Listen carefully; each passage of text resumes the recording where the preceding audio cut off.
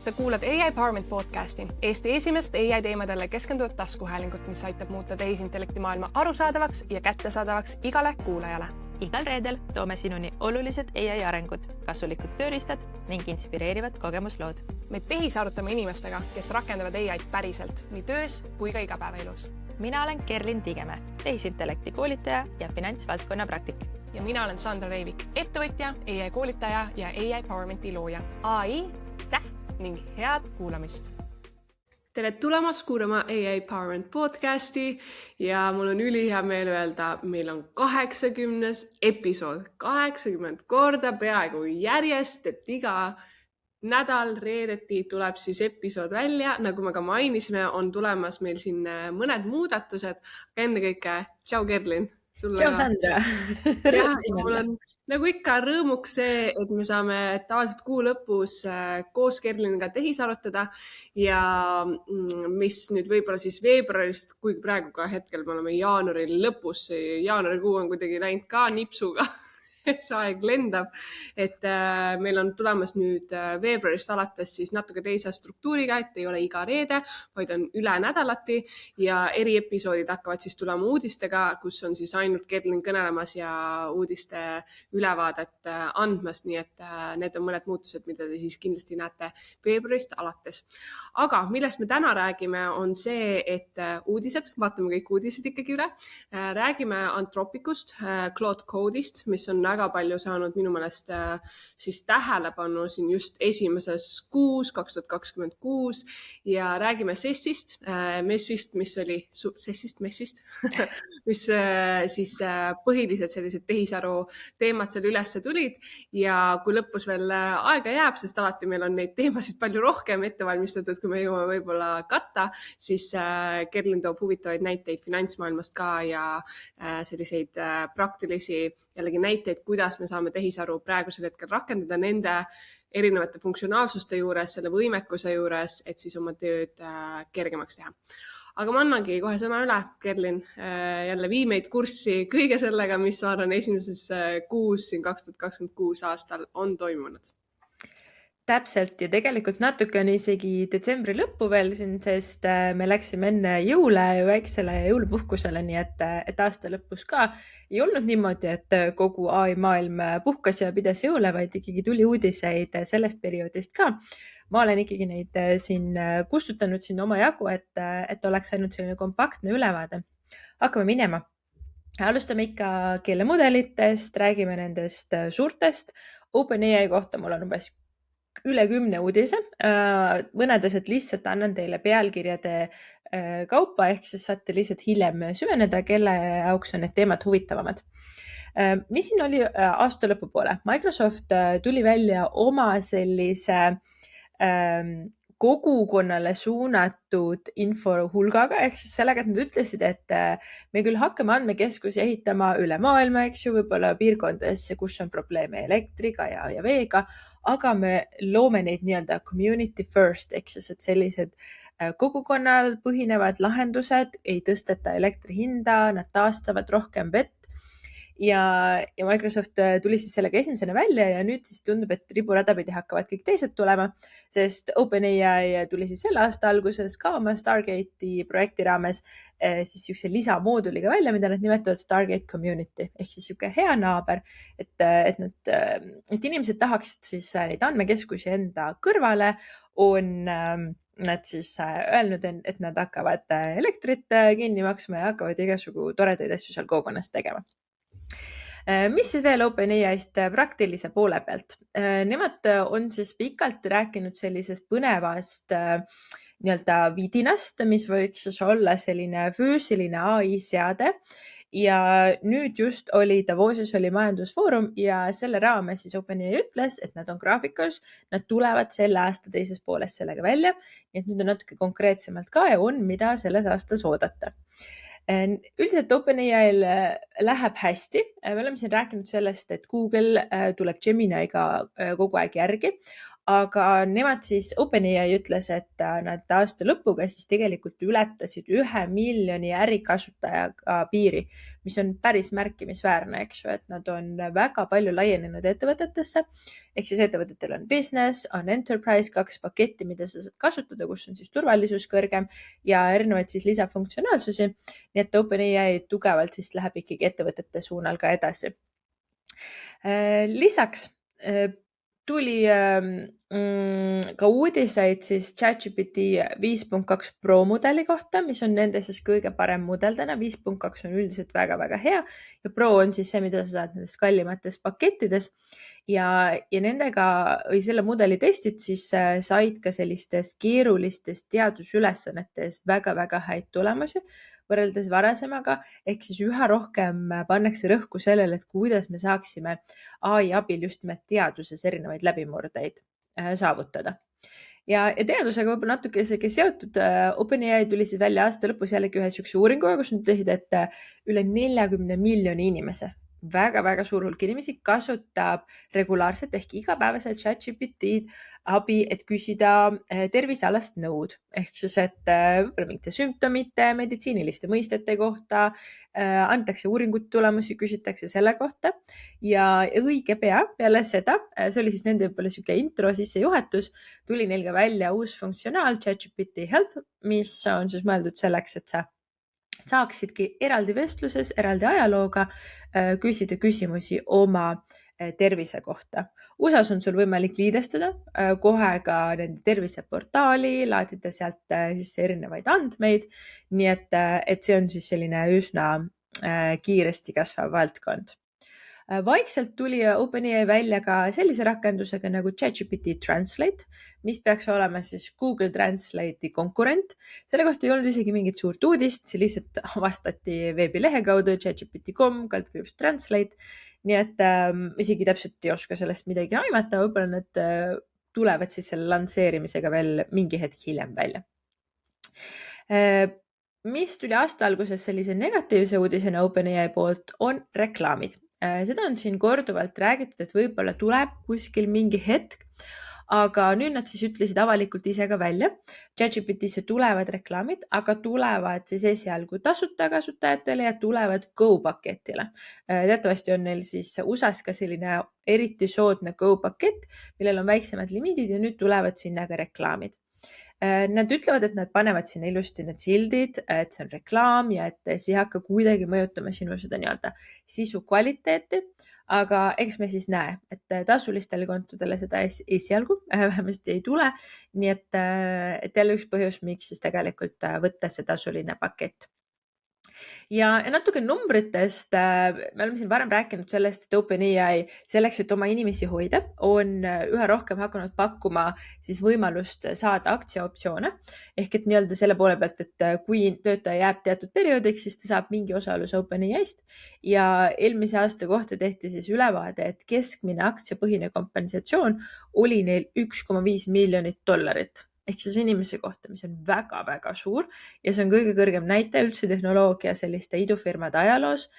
Keskmiselt siis $1,5 miljonit väärtuses aktsiaid jagati töötajatele, et nad oleksid OpenAI's edasi. Nii, Metast. Meta on siin huvitaval kombel rohkem pildis olnud viimasel ajal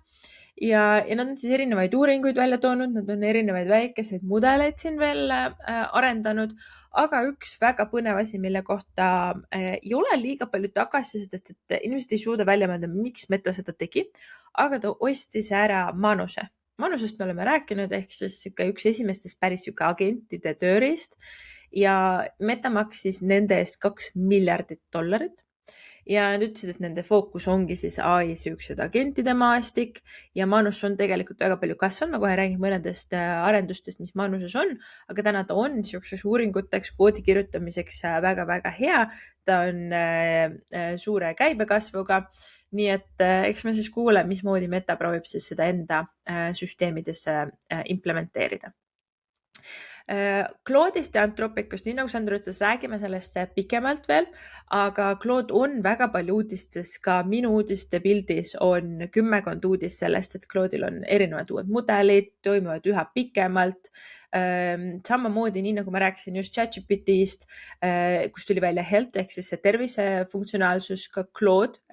teeb samat asja ehk need lähevad üha rohkem tervisevaldkonda. Samamoodi saab Claude'i liidestada jällegi USA-s, aga ikkagi saab liidestada terviseandmete platvormidega. Nii et Claude ka hästi-hästi aktiivselt püüab turgu. Üks huvitav uudis just eelmisest nädalast oli, et Claude avaldas ka, või vabandust, Anthropic avaldas siis Claude'i põhiseaduse ehk siis veelgi enam sellest nendest nii-öelda väärtuspõhistest lähenemisest, millest natuke hiljem räägimegi pikemalt, et mis on siis sihuke Anthropicu põhimõte. Nii et ta tõesti on väga palju pildis. Siis X ehk siis XAI, Elon Musk, X tuli välja ka esmakordselt ärikasutajate suunaga, siis näevad ka, eks ju, näed, OpenAI siin kasvab ja Google läheb siis rohkem ärisuunale. Xil nüüd on ka siis Grokki business ja enterprise versioonid, kus on siis sihuke privaatsus, lisahaldusvõimalused, erinevad logide auditeerimised ja nii edasi, krüpteerimised, nii et saad siis ka turvaliselt XAI-d Grokki siis kasutada Xi poolt. Samal ajal on Grok suure kriitika all, sellepärast et teatavasti Grok on üks nendest mudelitest, millel on kõige vähem piiranguid, et sa saad luua ka sellist natuke sündsusetut sisu seal ja igasuguseid põnevaid küsimustele vastuseid saada ka sealt, mida teised mudelid ei anna. Ja nüüd siis nad on suure kriitika all tänu sellele, et nende pildi genereerimise mudel võimaldab inimestest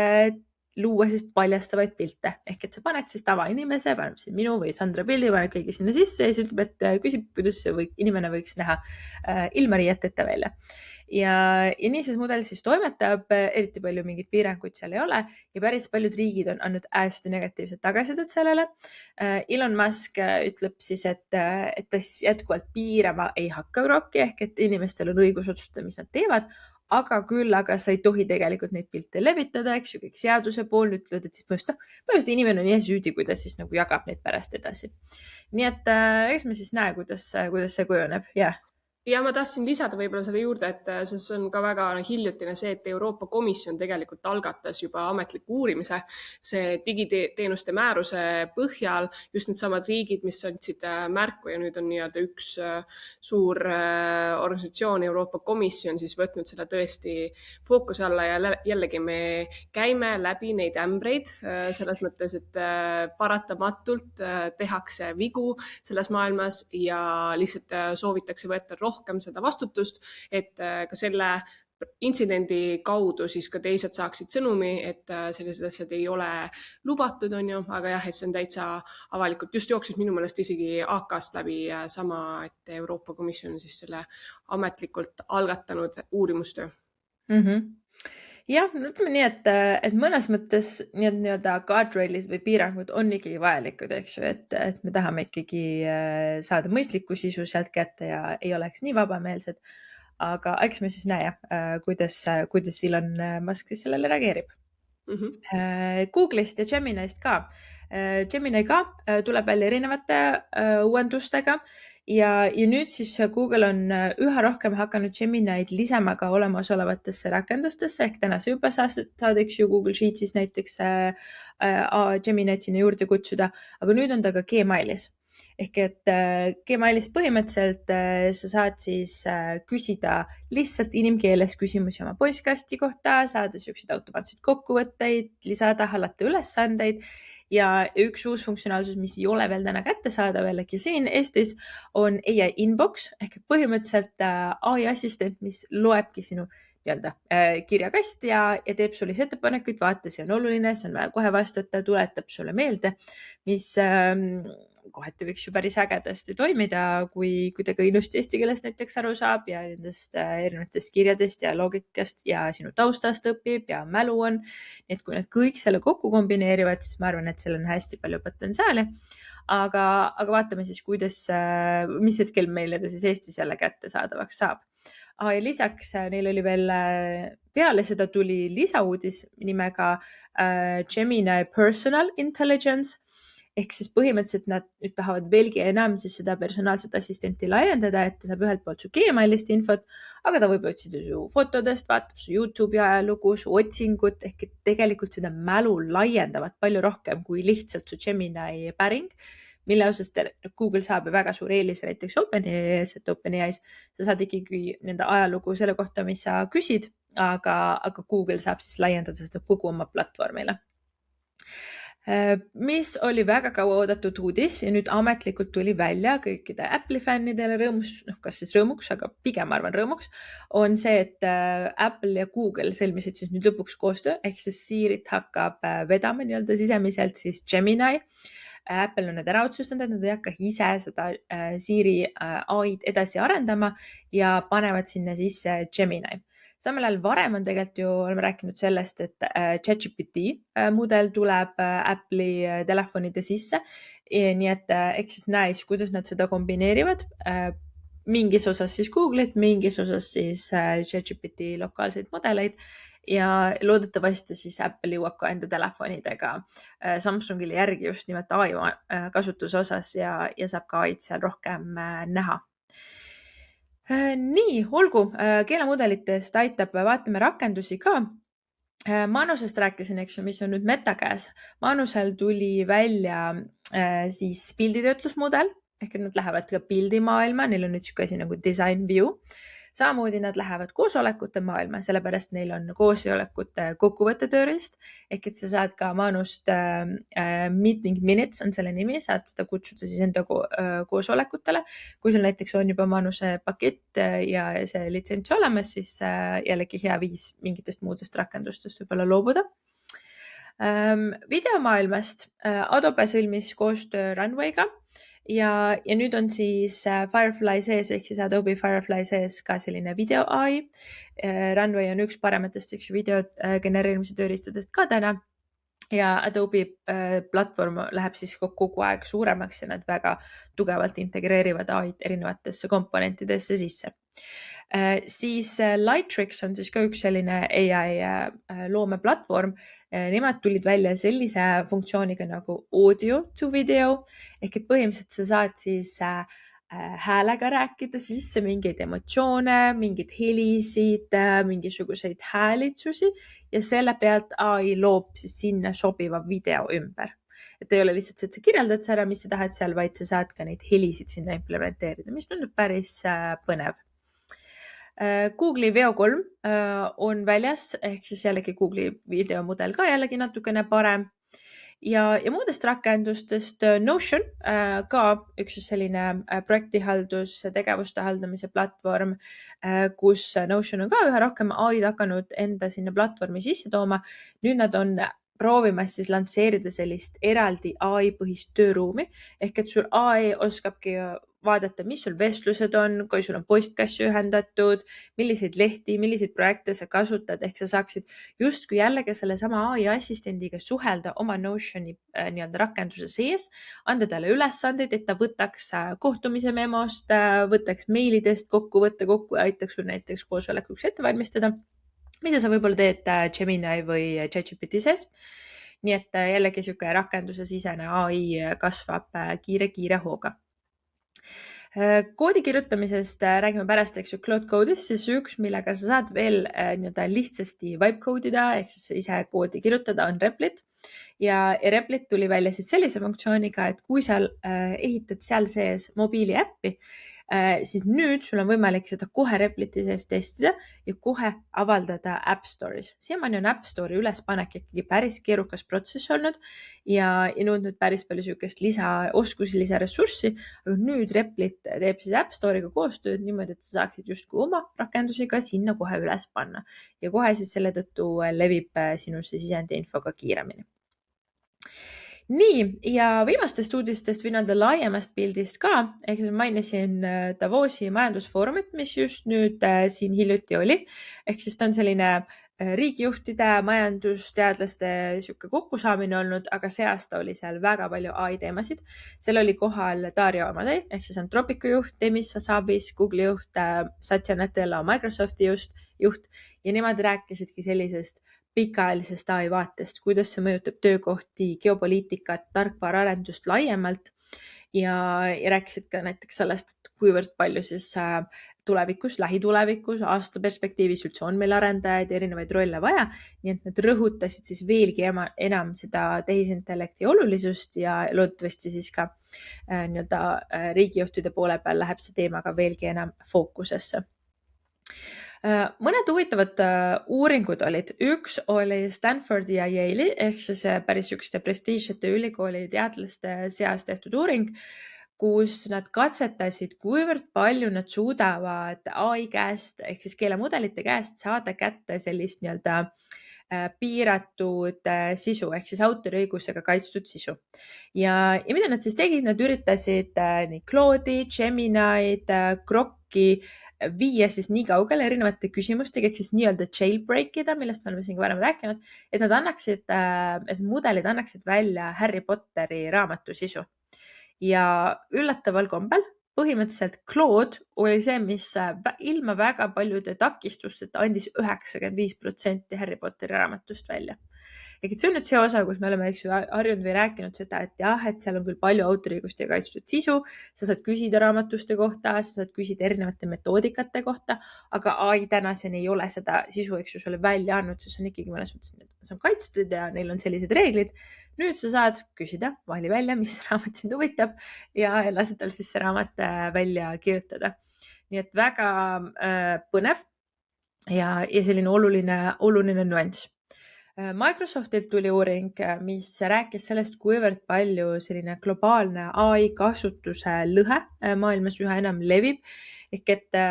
keskmiselt nad ütlesid, et üle maailma siis 16% tööealisest elanikkonnast kasutab AI-d. See oli siis 2025 aasta lõpu seisuga.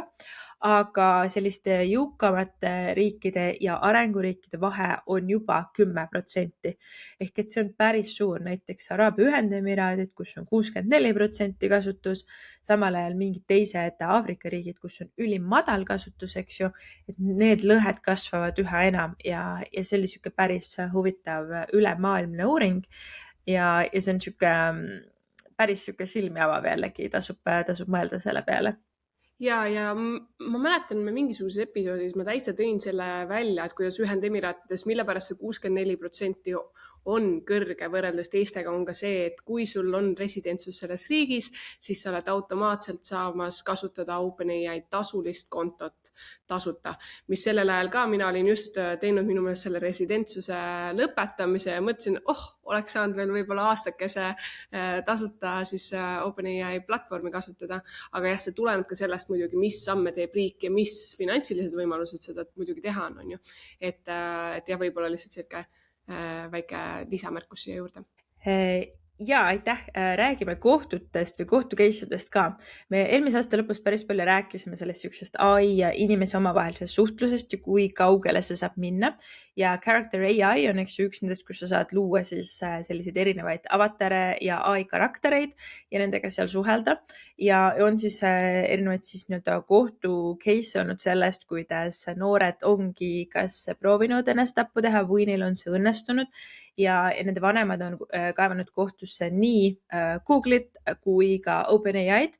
ja nüüd tulid siis välja uudised mõlema kohta, et nad on teinud siis kokkulepped nende lapse vanematega. Sellest sisu ei ole kuskil avaldatud, et mis need kokkulepped endast kujutavad, kas seal on mingid nii-öelda trahvid või mingid muud summad, mida siis tõenäoliselt need suured tehnoloogiaettevõtted tasusid, aga ilmselt siis eelkõige selle vastu, et siis nüüd natukene on rahulikum ja on ka siis vähem meedias seda siukest negatiivset juttu, aga see on hästi selgelt teema, mis on, ma arvan, ka selle aasta fookuses edasi, et kuivõrd palju me ka noortel lubame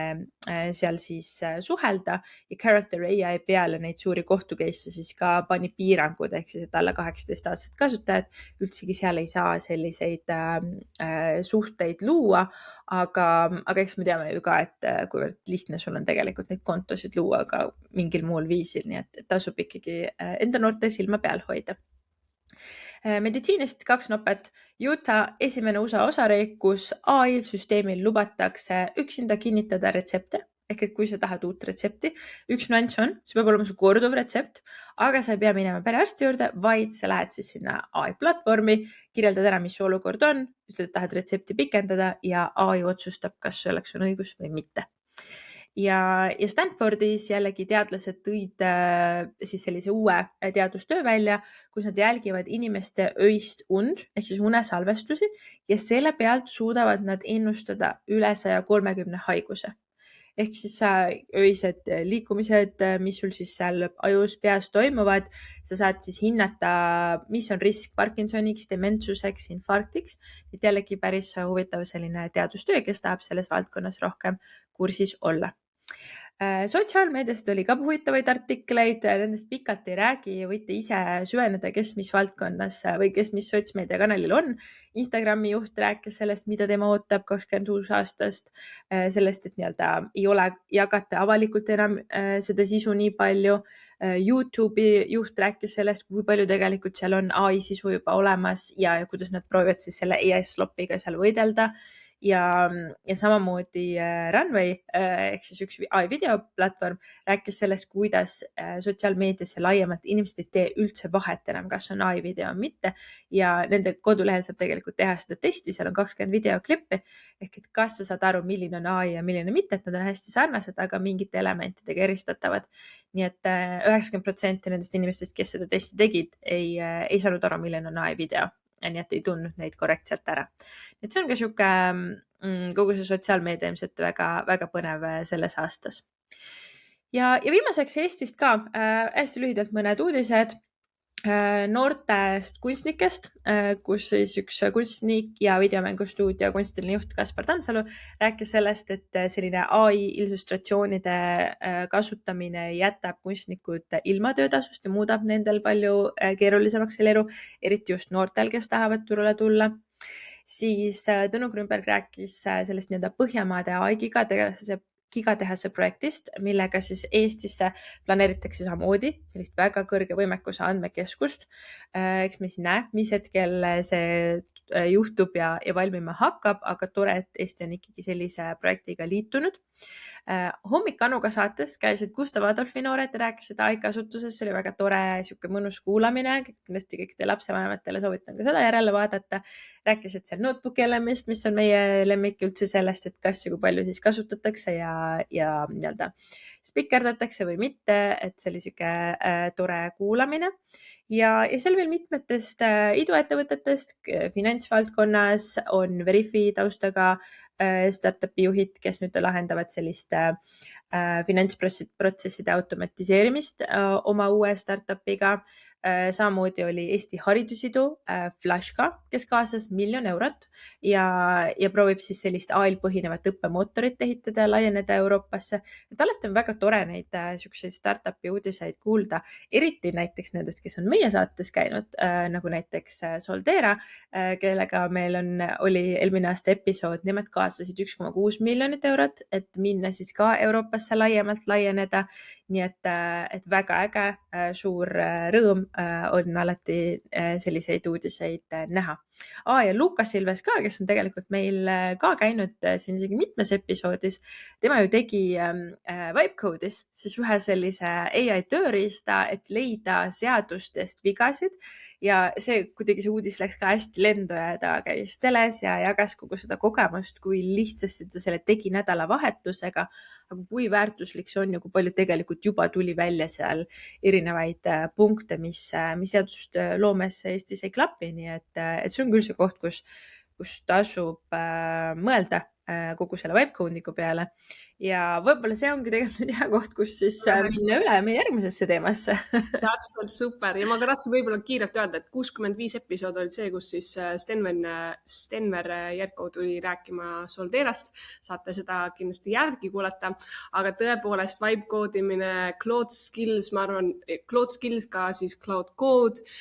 mis on jooksnud siin väga viimases kvartalis 2025 ja 2026 nüüd esimeses kuus palju läbi, on loodud sellise ettevõtte poolt, mille nimi on Anthropic ja me oleme varem teinud Google'i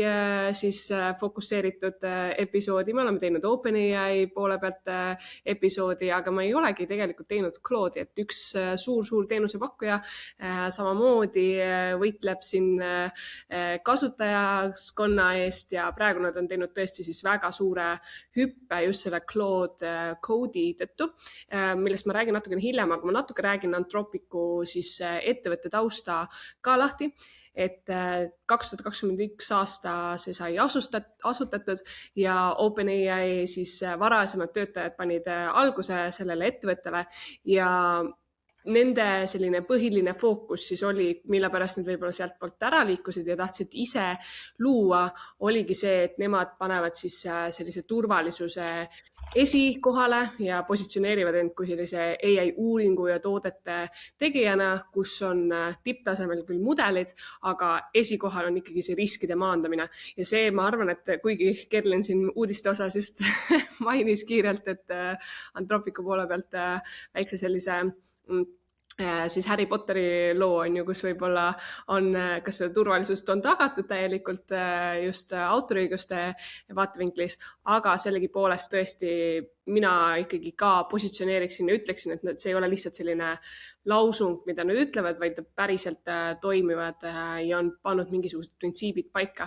et siis seda teekonda niimoodi läbi käia just selle tootearengu poole pealt. Ja ma korra lisan siia juurde ehk, et miks mulle ka Claude või Anthropic meeldib, sest ta väga tihti tulebki välja nende uuringutega, et neil on midagi kehvasti, aga nad kohe räägivad sellest, eks ju, nad räägivad, me hakkame midagi paremaks tegema ja nad tulevad ise nende uuringutega välja, mis tähendab, et nad ise trackivad enda tööd. Teiste kohta teevad nii-öelda teadlased ja kõik muud ka väga palju uuringuid, eks ju, tuleb seda negatiivset sisu, aga Anthropic ise näitab ka seda, et jah, kõik ei ole nii perfektne, aga see on nende hästi tugevas fookuses. Jaa, täpselt. Ja Anthropic on tegelikult ka Public Benefit Corporation ehk siis selline juriidiline vorm, mis võimaldab tegelikult ettevõttel siduda need äriotsused pikaajalise ühiskondliku kasuga, võib-olla ka natuke nagu struktuurilised muutused, mis nemad siis on teinud ja kui rääkida, just siin tulebki, kui me tavaliselt Anthropic ütleme, siis me ütleme pigem Claude. Samamoodi, kui me räägime OpenAI, siis me ütleme pigem ChatGPT ehk siis nende siis selline mudeli perekond, mida nad on arendanud, on siis olnud Claude'i esimene ja teine ajastu, siis on olnud kolmas selline põlvkond ja nüüd me tegelikult oleme 4. põlvkonnas, et kõigepealt tuli siis Claude'i 1.2 alla, tulid Haiku, Sonnet ja Opus, tegelikult kolmandast mudeli perekonnast nii-öelda, mis nad välja lasid. Ja praegusel hetkel on tegelikult kõige tugevam Claude Opus 4.5 jällegi jaanuar 2026 aasta, võib-olla kui kuulata seda hiljem järgi, siis on võib-olla tulnud juba selline uus mudel välja, aga lipulaevad on tõesti Sonneti, Haiku, Opuse 4.5 praegused mudelid. Ja Anthropic hiljuti tegelikult ka rääkis seda, et nad tegid väga suure sellise compute partnerluse multimiljardise lepingu Google'iga, et siis tõsta seda arvutusvõimsust, on ju, et tegelikult nad töötavad ka teiste suurte teenusepakkujatega koos ja ühise sellise eesmärgi nimel, et seda adaptsiooni suuremas pildis luua. Aga mille pärast võib-olla tegelikult Anthropic vahepeal on ka meile nagu silma jäänud, on see, et tegelikult nad on toonud ka mõnesid selliseid funktsionaalsusi tegelikult enne turule, kui võib-olla on OpenAI seda toonud. Et tegelikult, kui hakati rääkima nendest pikkadest konteksti akentest, et meil on võimalik panna palju materjali sisse ja mälu on väga suur, siis tegelikult Claude oli esimene selline, kes tegi selle müügiargumendina, tõi välja ja nad ka selles mõttes tõid turule vastava lahenduse, et olid pikalt siis kõige suurema sellise konteksti, aga muidugi jällegi tulid teised järgi, et kogu aeg see võimuvõitlus seal on, aga üks suur funktsionaalsus oli ka Artifacts, mida ei olnud sellel hetkel veel teistes teenusepakkujates platvormidel rakendatud, ehk siis Artifacts ongi siis sama 2 siis sellist kuva tuleb peale, kui sa vestlemas oled tehisintellekti süsteemiga, kus siis saigi selliseid erinevaid koodiridasid jooksutada, rakendusi kõrval ekraanil näha ja ka siis teha tegelikult täitsa selliste veebilehtede või blogipostituste eraldi selliseid veebilehti. Ja see oli ka jällegi esmakordselt tegelikult tõi Claude selle turule ja siis on meil olemas jällegi OpenAI sees Canvas, on ju, et teised ka ikkagi teevad järgi seda, mis on hea ja samamoodi Gemini sees, on ju. Ja üks võib-olla ka funktsionaalsus, mida jällegi ma sellel hetkel praegu nüüd ei teagi, jään vastuse võlgu selles osas, et kas juba sellel ajal tõid ka teised mängijad, aga ma arvan, et MCP-d ehk siis avatud standard, sellised tööriistade ja andmeallikate ühendamise pistikud või süsteem, et see oli ka midagi, mis tegelikult Anthropic esmakordselt ise tutvustas ja jällegi teised tulid järgi, et selline turvaline ja korduskasutatavad ühendused AI tööriistade vahel ja erinevate andmeallikate vahel siis saaks tehtud. Ja siis selle kaudu tegelikult tulid ka sellised interaktiivsed äppide ühendamised, on ju, mis oli selline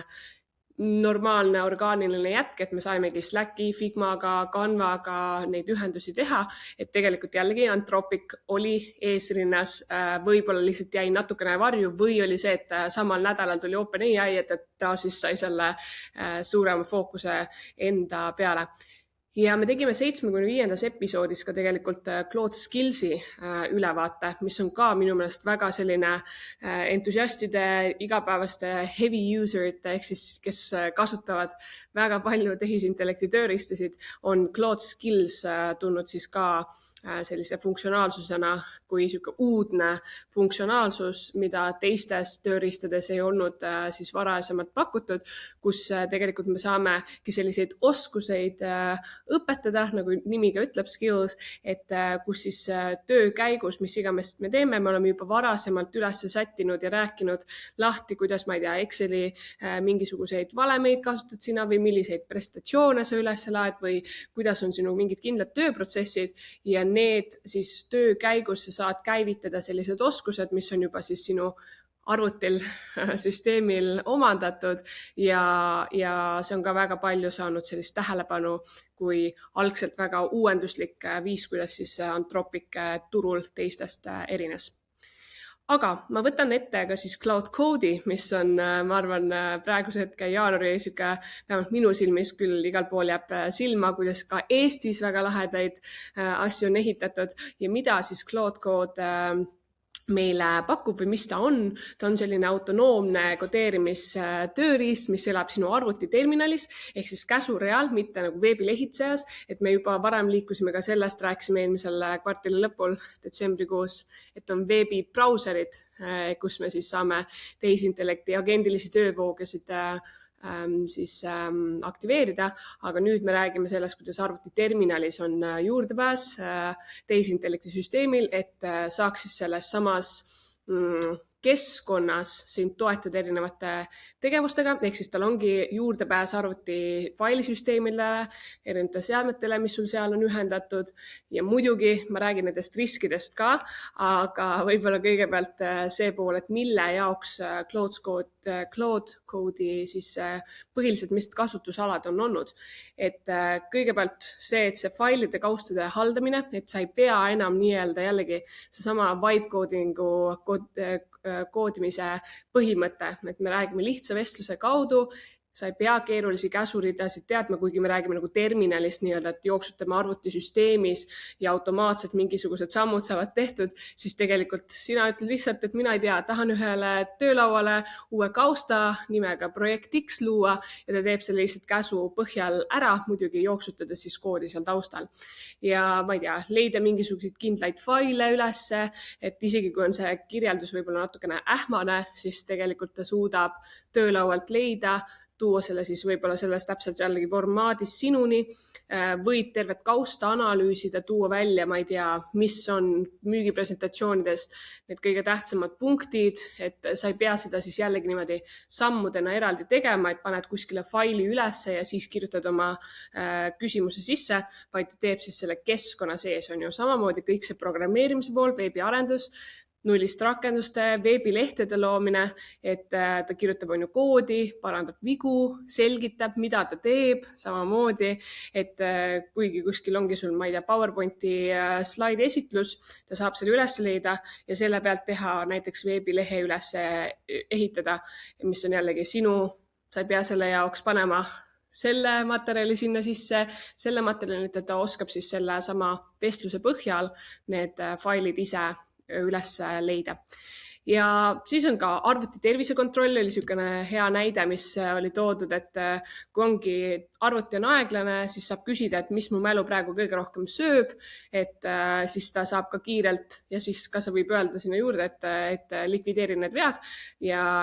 jällegi me ei pea pikalt minema, klikkima igale poole, vaid need sammud saavad siis jällegi tehtud nii-öelda seamlessly, ehk siis eesti keeles ma ei teagi, mis on niisugune hea sõna, aga väga orgaaniliselt. Ja samuti on väga hea võimekus lugeda piltidelt teksti, ehk siis OCR-i pool, et kui ongi jällegi mingi tšeki kaust on kuskil olemas ja see on vaja siis vormistada struktureeritud kujul kuskile teise rakendusse, siis tegelikult jällegi saab sellega kiirendada protsessi, et lihtsalt ütled selle käsu sisse terminalis ja jällegi ta teab, mis samme teha, sest ta suudab rakenduste koodi lugeda, kuidas need rakendused kindlalt toimivad ja kus siis failid on ka jaotatud. Ja mugavusfunktsioonid olid ka üks asi, mis välja toodi selle poole pealt, et enam ei pea nii-öelda ootama, kui üks käsklus või ülesanne saab lõpetatud, vaid sa paned nii-öelda mitu käsku terminali jooksma taustale, nad on järjekorras ja siis üksteise järel nagu usin praktikant, siis saavad need kõik sammud tehtud. Et muidugi rääkimata selliseid korduskasutatavaid agente, mis saab siis süsteemi luua endi terminali sisse, on ju, ja et need on siis sellised võib-olla kõige tuntumad koheselt praegu Claude Code'i kasutusviisid. Aga riskid, me ei saa neid ka kõrvale lükata, et tegelikult muidugi me räägime sellest, et meil on antud arvutile juurdepääs meie kõikidele failidele, ehk siis tegelikult võib olla see, et sealt kustutatakse, kirjutatakse üle faile, et on ka võimalik, et sa annadki automaatselt selle loa, et saab mingisuguseid teguviise teha, et tegelikult peab olema see, et sinna vahele kirjutada seda, et on vaja kinnitussamm teha ennem seda, kui mingisugune toiming peaks lõpetatud saama. Samuti on toodud välja see kulude pool, et tegelikult kasutab API taustal ja see on selles mõttes tasuline, et lihtsad ülesanded võivad olla lihtsad, aga kui sul tuleb sinna terve koodibaas, jooksutad pikki protsesse, siis tegelikult need tokenid, mis siis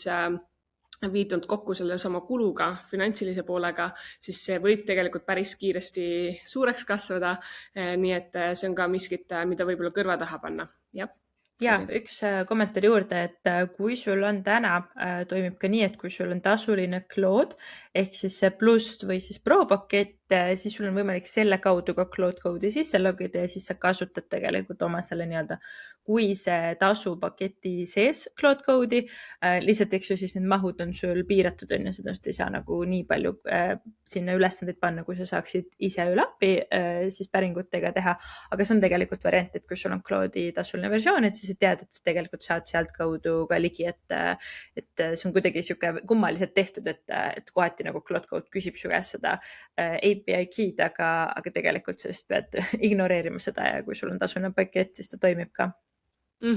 Ja me paneme juurde, Ali K. Miller tegi väga hea sellise lihtsa videoõpetuse kellelegi, kes ei ole üldse kokku puutunud, kuidas oma terminalis jooksutada mingisuguseid koodiribasid, mis on minu jaoks samamoodi uus, aga väga hästi on siis lahti seletanud, kuidas täpselt samm-sammu haaval Claude Code'i dokumentatsiooni põhjal siis neid samme teha. Samuti me ei saa mainimata jätta hallutsinatsioone, vigasid on ju, et kui meil ongi juba näiteks esimeses faasis mingisuguse andmebaasi pealt analüüs tehtud või pandud need kuskile graafikule, see andmestik, siis tegelikult võivad olla mingid nimed valesti kirjutatud ja siis see viga jääb sinna sisse ja me ei panegi seda võib-olla suures pildis alguses tähele, aga pärast sellised vead või hallutsinatsioonid võivad meile karuteene teha. Ja muidugi see privaatsuse pool on ju, et ise peab ikkagi hindama seda riskitaluvust, kui palju me anname, kas me anname tervele kõvakettele juurdepääsu, piirame mingisuguste kindlate kaustadega siis seda juurdepääsu, et need kõik on väga tähtsad küsimused, mis tuleb tegelikult ka läbi mõelda, aga tihtipeale ongi see, et visatakse kõik sisse ja siis võib-olla me näeme alles hiljem neid riske päriselt realiseerunud siis päriselus. Ja võib-olla üks asi ka, mis on välja toodud jällegi, kuna toode on uus, funktsionaalsus on uus, siis see tehniline stabiilsus ka seal juures, et vahel see terminal takerdub, annab peateateid, et kui me ka rääkisime varem võib-olla 2-3 aastat tagasi, kus siis chat-GPT kasutamist või miskit iganes, kus oli peateateid tuli päris palju, et server nii-öelda tagataustal ei jooksnud piisavalt hästi, siis samamoodi on ka praegusel hetkel. Me oleme käimas jällegi selliseid esimesi samme nagu beebina ja võib seda kompamist päris palju olla. Aga võib-olla kokkuvõtteks ongi see, et tegelikult see sama Ali K. Milleri videos, mida ta siis ütles, oli ka see, et me 2026 liigume sellesse, kus on tehisintellekt kui siuke operatsioonisüsteem ja see on kihina integreeritud meie siis arvuti terminali süsteemi ja selles mõttes see on jällegi väga-väga suur muutus, mida me näeme ja lihtsalt eks aeg jälle annab aru, me iga kord ikkagi tahame seda öelda, et kuigi eelmise aasta võtmesõna olid agendid, siis me ei ole näinud veel 2026, et kõik agente kasutavad samamoodi, et veebibrauser oli siin 2025 aasta lõppviimane kvartal hakkas tulema ja kas me päriselt jõuame selle adaptsioonini suures pildis, seda me saame alles siis vaadata võib-olla aasta lõpus tagasi vaatana, et kuidas asjad on arenenud. Aga võtame veel siis Sessi messi ette, kus oli ka väga palju huvitavaid siis selliseid erinevaid tooteid, mis võib-olla ei alusta. Ja ma kusjuures enne ütlen 2 uudist, mis ma alguses jätsin mainimata, aga kuna sobib siia Claude Code'i osasse juurde, ehk et eelmisest nädalast just tuli uudis, kuidas Claude Code'i areng on olnud või edu on olnud nii suur, et räägitakse, et Claude Code on uus siuke ChatGPT moment või ChatGPT hetk, eks ju, et see, kuidas ChatGPT megalt kasvas 22 aasta lõpus, kui ta välja tuli. Ja täna Claude Code teeb sarnast asja oma hästi kiire kasvuga ja see on siis ka siuksed aktsiaturud pannud natukene muretsema ja on toonud kaasa ka languse 15% keskmiselt sellistest. Üks indeks on Morgan Stanley SaaS-i indeks ehk siis need ettevõtted, kes pakuvad siukest SaaS-i teenust nagu Adobe või Salesforce, mis pakuvad sarnaseid arendusi, on kukkumas sellepärast, et nüüd on ka uus termin nimega self-ware, et meil ei ole nii-öelda software, vaid me liigume sinna suunda, et ettevõtted, inimesed hakkavad iseenda rakendusi arendama ja meil ei ole selliseid klassikalisi SaaS-i ettevõtteid enam vaja. Nii et ma arvan, et see Claude Code'i tegevusi tasub hoolikalt jälgida ja Claude ja Anthropicut laiemalt, eks ju, et seal on midagi väga ägedat taustal olemas. Pluss Claude Code'ile lisaks nad tulid aasta alguses välja ka Claude Coworkiga, et oleks veel natukene keerulisem, oleks veel nimetusi juures, mis on tegelikult põhimõtteliselt Claude Code, aga lihtsalt selle edasiarendus. Sest kui Claude Code välja tuli, siis väga paljud arvasid, et see on ju arendajatele ja see on midagi keerulist ja mis ma siin ikka lähen seda näppima, on ju. Ja need mõtlesid, et aga põhimõtteliselt nimetame selle ümber, paneme Claude Coworkiks, tegid sinna siis natukene funktsionaalsusi juurde ja tõidki just selle fookuse, mida Sandra kirjeldas, eks ju, et see rakenduste muudatused, tehingud, toimingud, mida sa oma arvutis teed, samamoodi koodi kirjutamine, erinevad äpid, kogu see pool, see on siis nüüd lihtsalt eraldi Coworki sees ja sa saad liidestada seda Notioniga, erinevate platvormidega. Täna ta on lihtsalt kättesaadav ainult Macis pluss ainult siis Claude'i Max paketis ehk siis selles kallimas paketis. Nii et igapäevaselt kõik seda kasutada, estada ei saa. aga see on üks nendest, mis näitab seda, et nad võimendavad ja kerivad siis, teevad seda lumepalli suuremaks, et kõikidest nendest rakendustest, mis sinna Claude'i peale saab ehitada. ja võib-olla ma kindlasti mainin seda, et ma panen jaokirjeldusse kenasti juurde Ali K. Milleri, ta tegi nii selle Claude Code'i kui ka Claude'i Coworki siis rakenduse sellise ülevaate, mis on jällegi meie arvatavasti Kerliniga suured fännid selles osas ka, et kui lihtsalt saab tegelikult lahti seletada ilma, et sul peaks see tehniline taust olema, et võib-olla on siis kellelgi huvitav enda jaoks need asjad ka selgeks teha. Aga võtame viimase ploki ette, see, mis toimus siis CES messil, et meil on väga palju huvitavaid punkte selle kohta, ehk siis Consumer Electronics Show CES lahti kirjutatuna, et tarbeelektroonika suur mess, kus oli väga palju huvitavaid vidinaid, aga selline tuumlause, mis me ka vist isegi eelmise aasta lõpus käisime välja seda, et ta tuleb meie nii-öelda keskele ja nendesse seadmetesse, on ju, mida me igapäevaselt kasutame, et võib-olla tahad Kerlin alustada, mis seal siis näidati, mis selliseid uuendusi inimesteni toodi? Ja see mess on ju tegelikult olnud selline elektroonikamess ja siuke tehniline, et monitorid ja igasugu vahvaid asju on seal kogu aeg näidatud, aga see aasta tuli hästi AI keskne ja sellepärast tahakski korra selle siin kokku võtta. No loomulikult robotid siin ja seal, eks ju, robotitest oli seal väga palju juttu. Bostoni Dynamicsi Atlas oli seal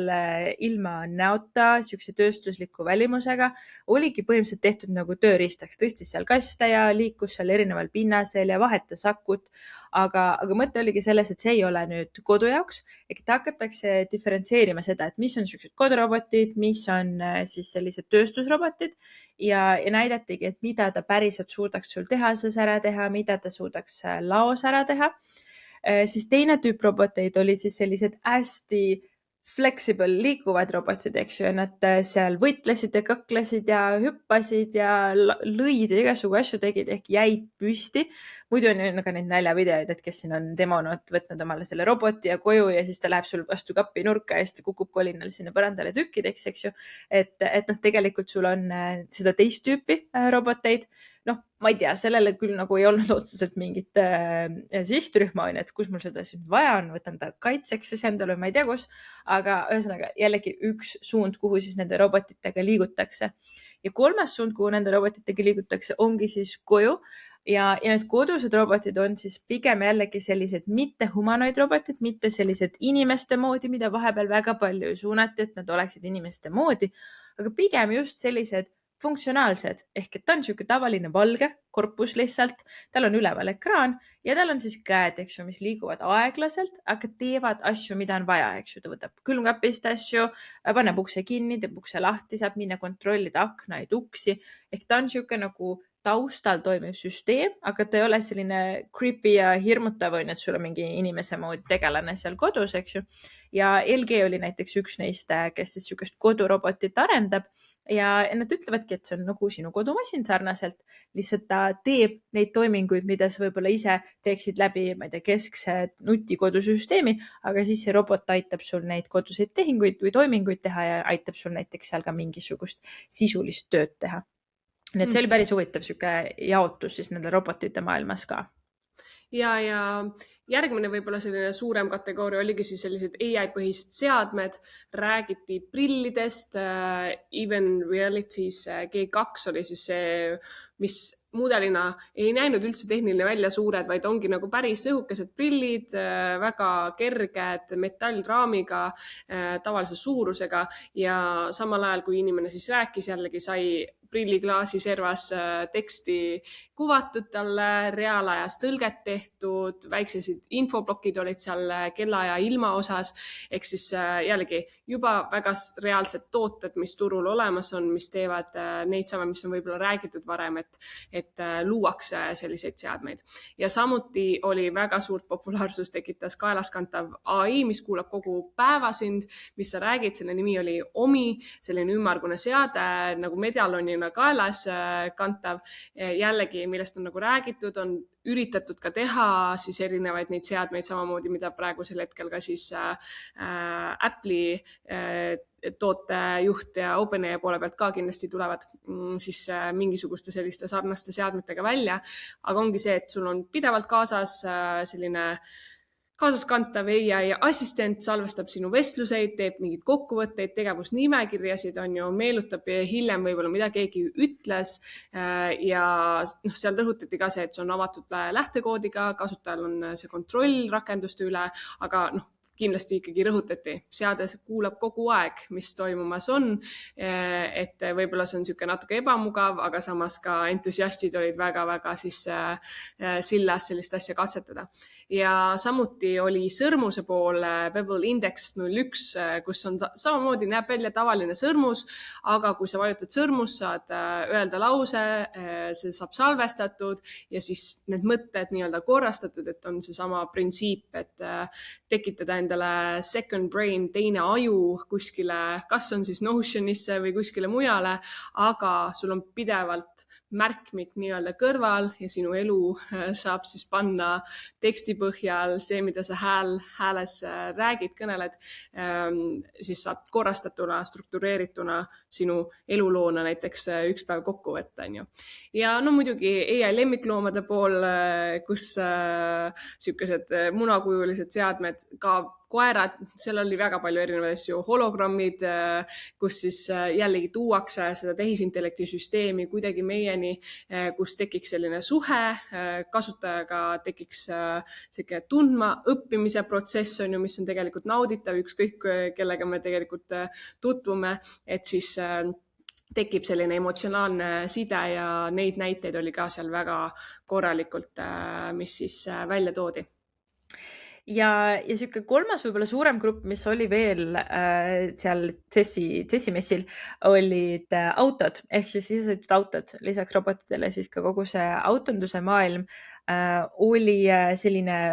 Tensori Robocar, põhimõtteliselt selline, kus sul isegi pole rooli, sul on lihtsalt ekraanid, mis on su ümber ja lisaks sellele, et meil on ju isesõitvad autotena ka USA-s juba olemas, aga mõte on selles, et nüüd sul on seal see arvutiga seal sees, mis suhtleb su kalendriga ja vaatab liiklust ja teeb põhimõtteliselt sinu eest otsuse, et vaatab, ütleb sulle, et näed, sa pead olema 35 minuti pärast seal, lähme istume autosse, sa lähed istud autosse, teed oma tööd seal edasi ja oled justkui kohal mõne aja pärast. Nii et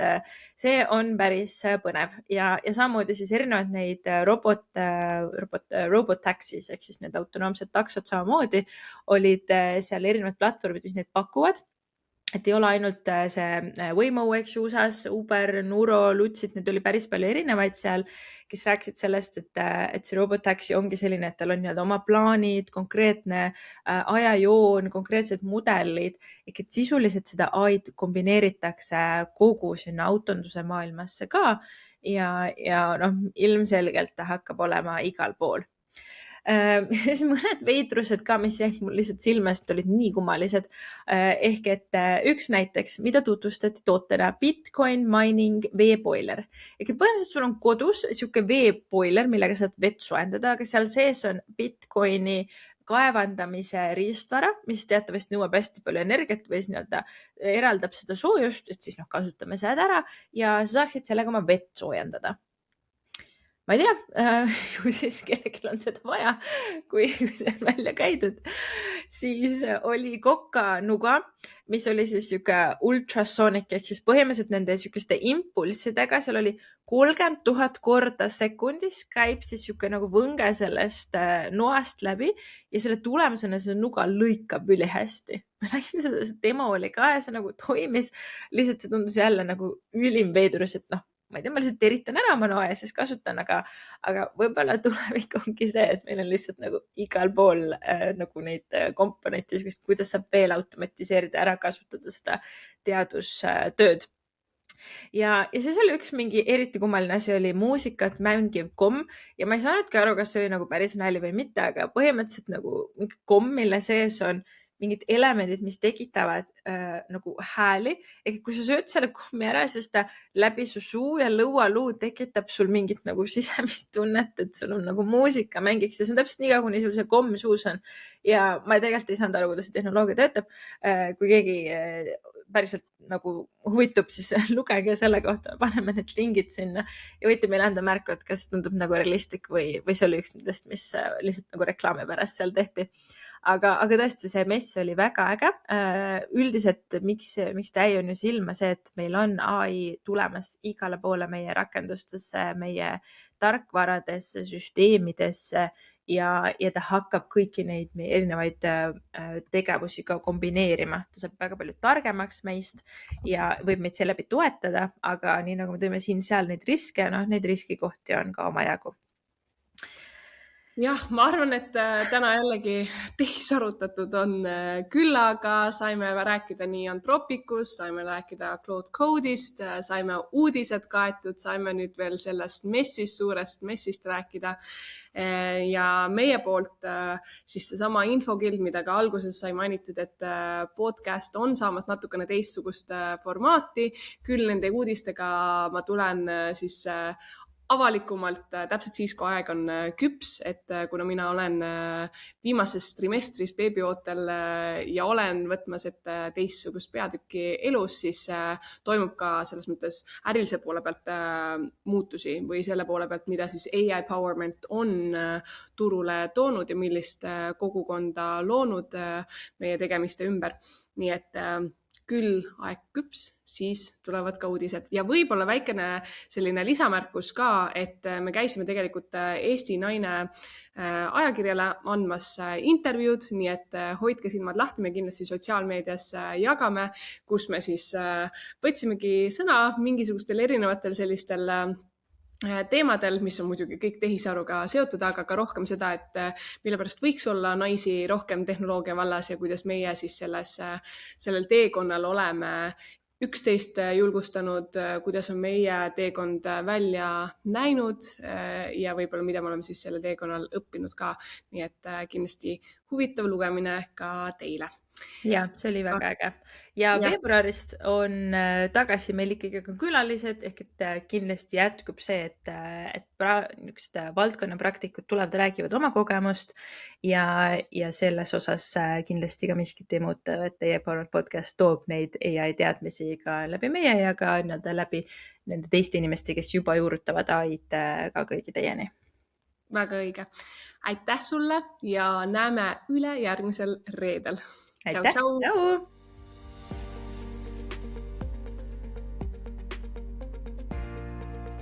Täname Estonian Business Schooli, kes on meie ametlik tehniline partner ja pakub taskuhäälingute salvestamiseks professionaalset video- ja helistuudiot.